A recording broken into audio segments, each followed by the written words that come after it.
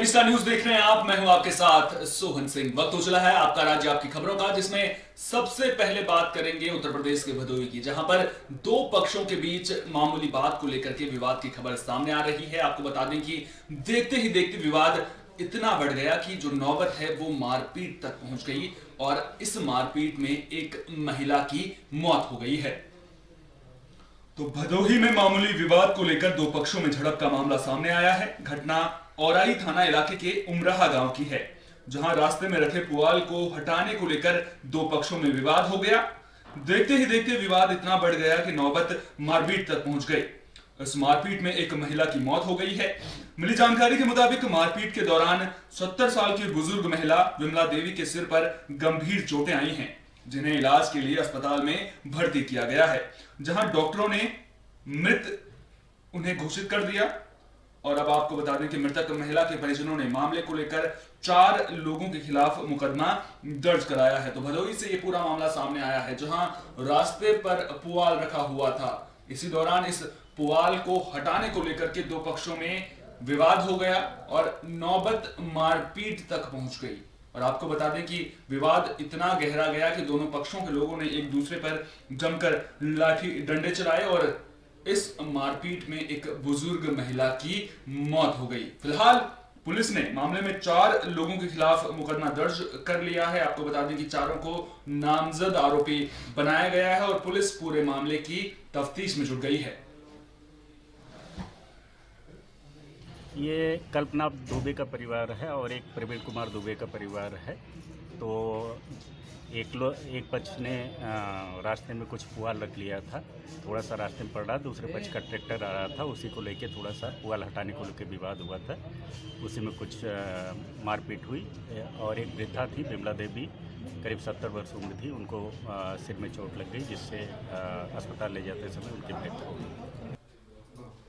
खबर शाहजहांपुर से है, जहां एक बच्ची करंट की चपेट में आने से उसकी मौत हो गई है। आपको बता दें कि इस घटना के बाद बिजली विभाग की कार्यशैली को लेकर सवाल खड़े होने लग गए हैं। तो खबर शाहजहांपुर से सामने आ रही है, करंट की चपेट में आने से एक बच्ची की मौत हो गई है। इस घटना के बाद बिजली विभाग की कार्यशैली पर सवाल खड़े हो रहे हैं।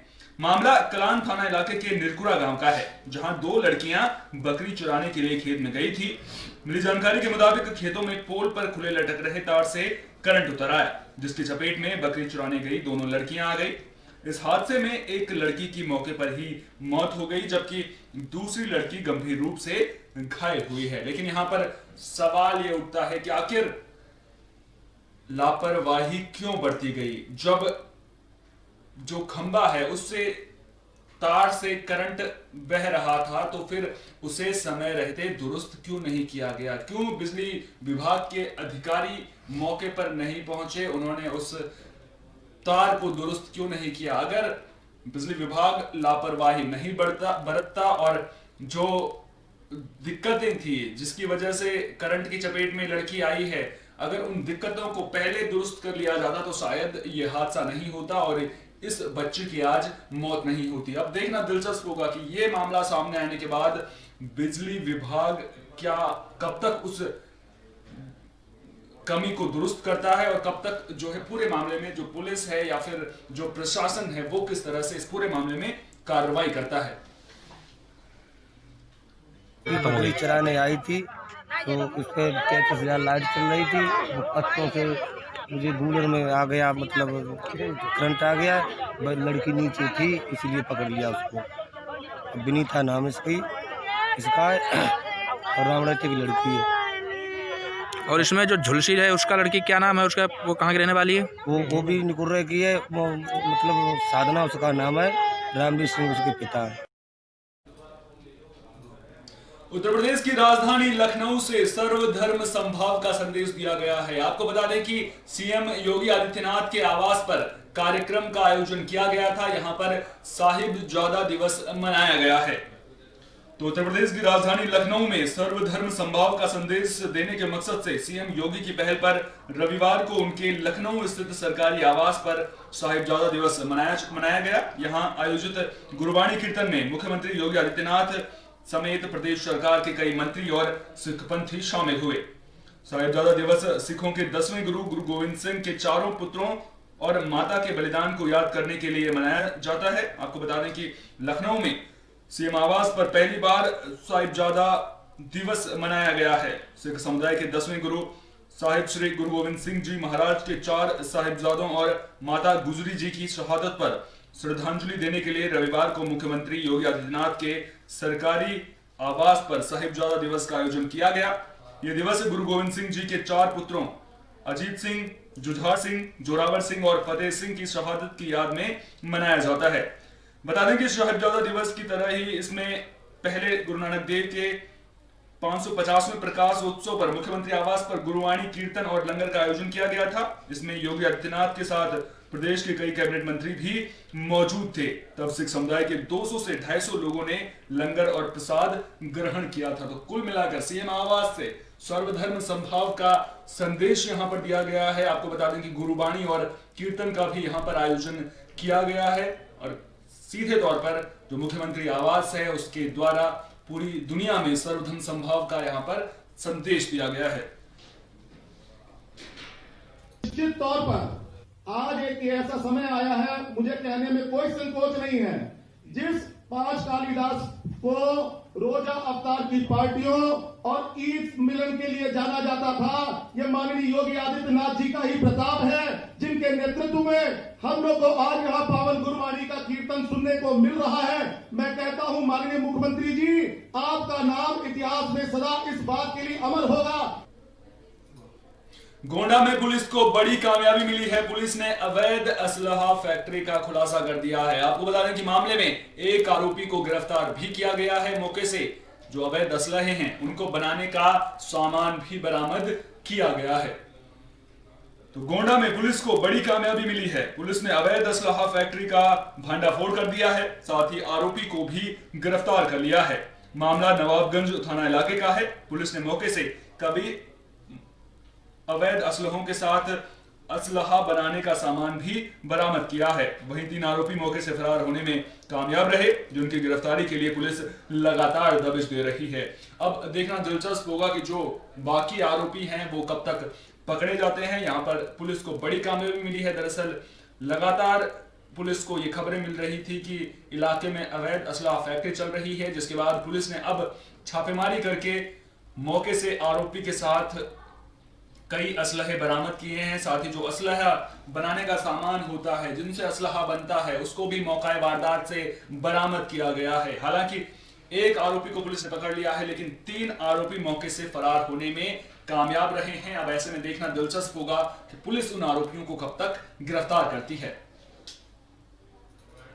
थाना नवाबगंज पुलिस ने एक अत्यंत ही सराहनीय कार्य करते हुए अवैध असलहे फैक्ट्री का भंडाफोड़ किया है। इसमें जो असलहा बना रहा था विजेंद्र पाल सिंह, जो जनपद शाहजहांपुर का रहने वाला है, उसको गिरफ्तार किया। साथ ही साथ काफ़ी संख्या में बने हुए और अधबने असलहे एवं असलहे तैयार करने के लिए प्रयुक्त अन्य उपकरण जो है वो बरामद किए गए हैं। इसमें 4 अभियुक्त फरार हुए हैं, जिसका मेन सरगना जो है वो धनेश यादव है, जनपद अयोध्या का रहने वाला है। वही इस अभियुक्त को लगभग 4 वर्ष पूर्व शाहजहांपुर से यहाँ लाया था और यहाँ पर ये नदी किनारे गन्ने के खेत में अवैध असलहे बनाने का कार्य कर रहा था।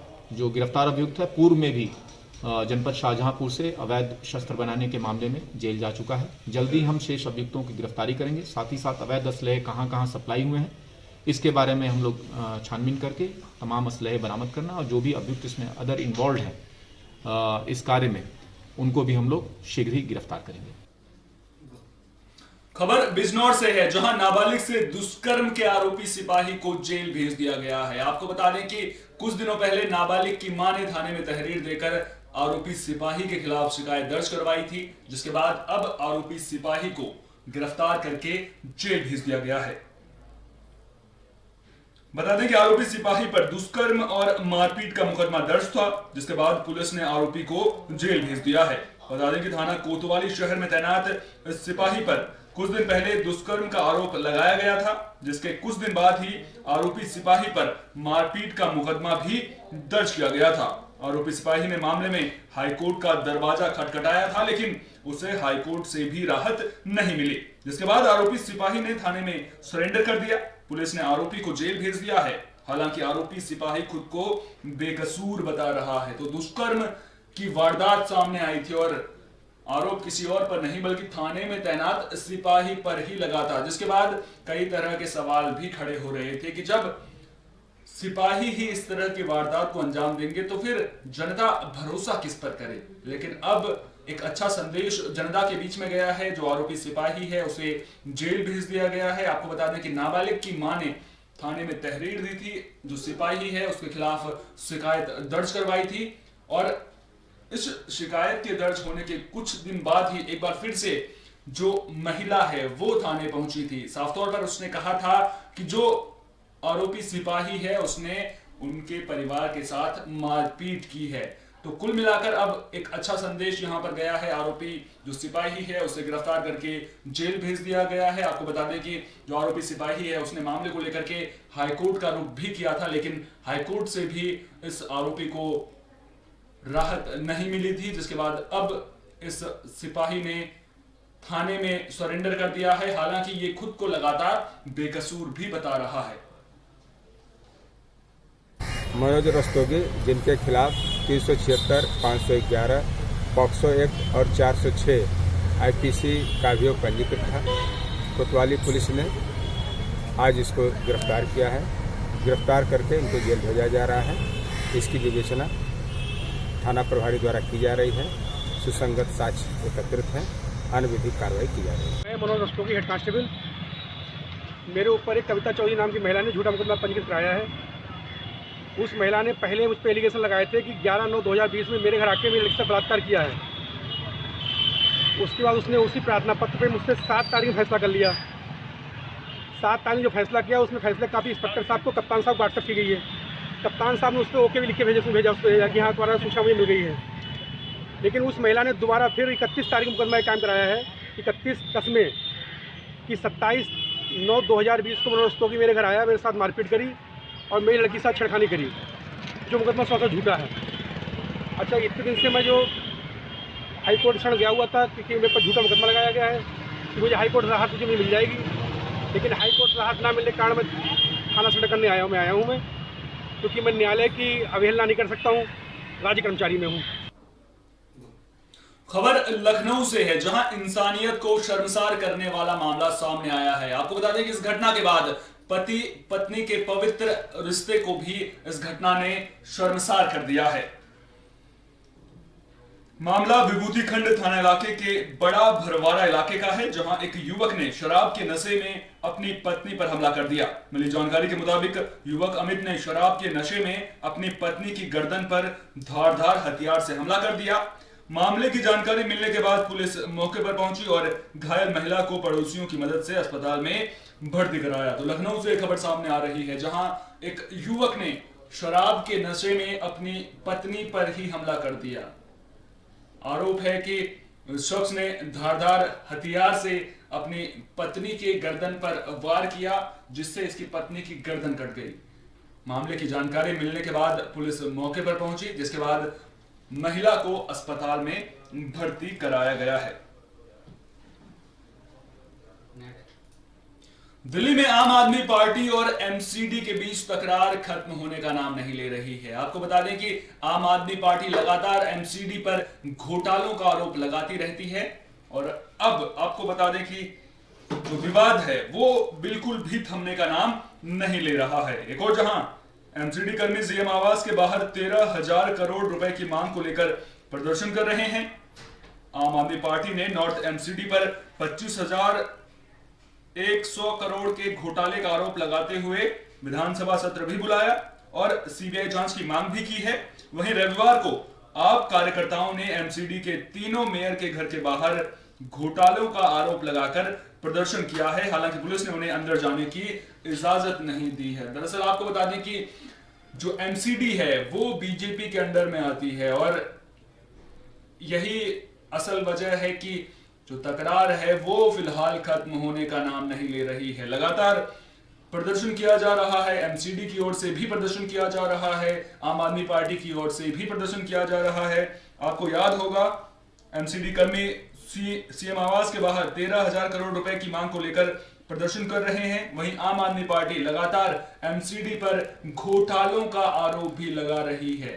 अब ये विवाद कब तक चलता रहेगा, इसका समाधान क्या है, ये तो आने वाला वक्त ही बता पाएगा, लेकिन इसका समाधान होना जरूरी है, क्योंकि अगर एमसीडी और आम आदमी पार्टी की सरकार आपस में ही उलझे रहेंगे तो फिर इसका खामियाजा कहीं ना कहीं जनता को भुगतना पड़ेगा। और अगर जो विकास कार्य हैं, चाहे वो एमसीडी करवाए या फिर आम आदमी पार्टी करवाए, उनका फायदा जनता तक नहीं पहुंच पाएगा। तो उम्मीद करेंगे कि जो विवाद है वो जल्द से जल्द सुलझ जाएगा और दिल्ली वालों को जो विकास योजनाएं हैं उनका लाभ भी धरातल पर मिलने लगेगा।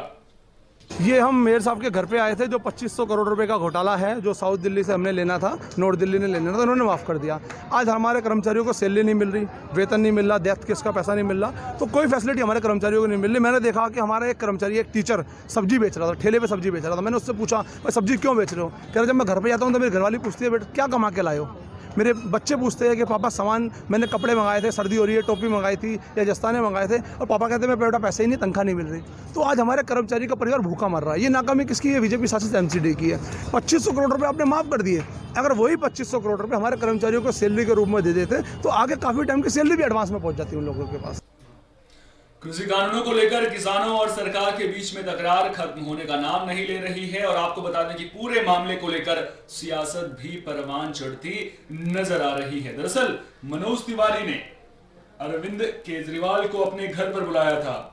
ये कहा था कि वो अरविंद केजरीवाल को अपने घर पर बुलाएंगे, जिसके बाद उन्हें कृषि कानून के फायदे बताए जाएंगे, लेकिन अरविंद केजरीवाल वहां नहीं पहुंचे।